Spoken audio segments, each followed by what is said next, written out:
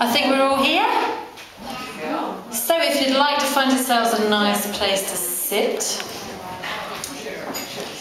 we're going to begin by drawing the names out of a hat or a champagne box, as we have here. And that will be the order that people are reading out this evening. You may have noticed also that we have some children in the room. They are strategically placed.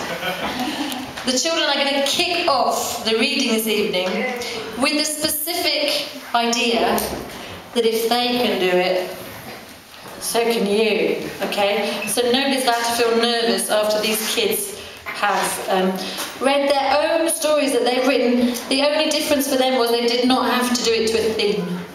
Thought we might let them off that one. Okay, so let's draw the names out of the hat.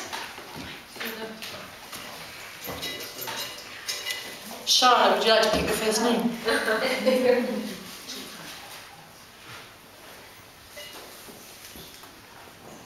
Carol. Okay, Caroline is writing down the order over there, okay. Let's pass this around. Are there no other Carols in the room?